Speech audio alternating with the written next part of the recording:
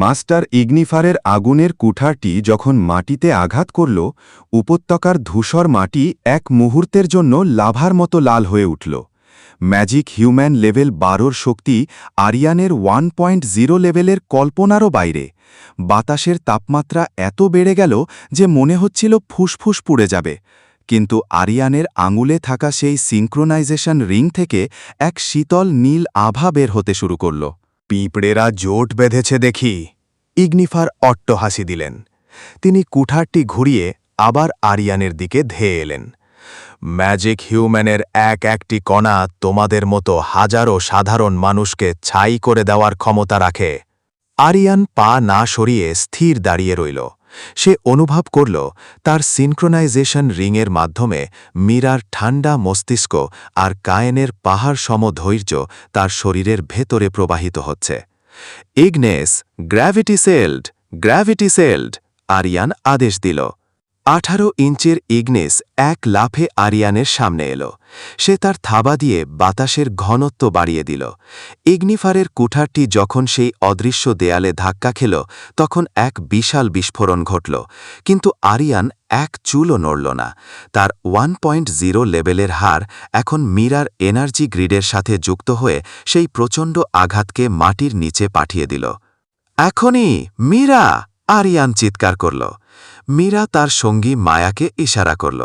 মায়া অদৃশ্য হয়ে ইগনিফারের পেছনে চলে গেল এবং এক ধরনের সাউন্ডলেস ভ্যাপার, শব্দহীন বাষ্প ছড়িয়ে দিল। ইগনিফার হঠাৎ অনুভব করলেন তার পায়ের চারপাশের মাটি পিচ্ছিল হয়ে যাচ্ছে। ঠিক সেই মুহূর্তে কায়েন আর ট্যাঙ্ক তাদের কাজ শুরু করল।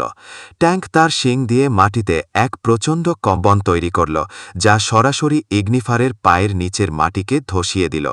মাস্টার ইগনিফার ভারসাম্য হারিয়ে এক মুহূর্তের জন্য থমকে গেলেন।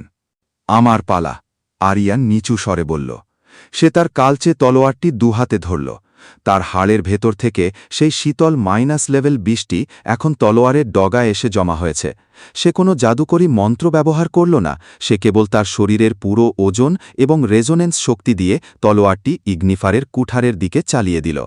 ঠং! এক অদ্ভুত ধাতব শব্দ হল।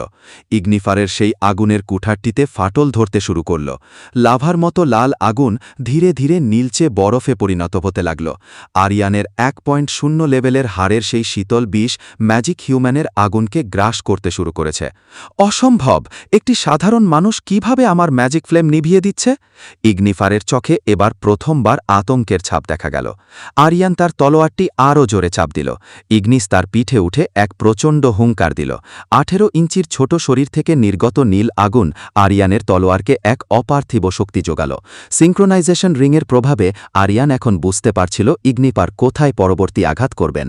এটি কেবল শক্তি নয়, এটি ছিল 3 বন্ধু আর 3 বিস্টের এক সম্মিলিত চেতনা।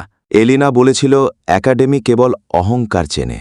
আরিয়ান তলোয়ারের ডগা দিয়ে ইগনিফারের বর্মটি চিরে দিল। কিন্তু এলিনা বলেনি যে একাডেমি পরাজয় সহ্য করতে পারে না। মাস্টার, আজ আপনি পরাজিত হচ্ছেন 3 জন সাধারণ মানুষের কাছে। ইগনিফার পিছু হটলেন। তার কুঠার এখন নিস্তেজ। তিনি বুঝলেন এই উপত্যকায় কোনো রহস্যময় শক্তি কাজ করছে, যা তার লেভেল 12 গাণিতিক হিসেবকে ভুল প্রমাণ করে দিচ্ছে। 56টি রক্তিম চাঁদ অতিবাহিত হয়েছে। আরিয়ান আর তার বন্ধুরা রণক্ষেত্রে ক্লান্ত হয়ে দাঁড়িয়ে রইল, কিন্তু তাদের একাত্মতা আজ এক বিশাল জয় এনে দিল। মাস্টার ইগনিফার ধোঁয়ার মাঝে মিলিয়ে যাওয়ার আগে একটি কথা বলে গেলেন, একাডেমি এই অপমান ভুলবে না।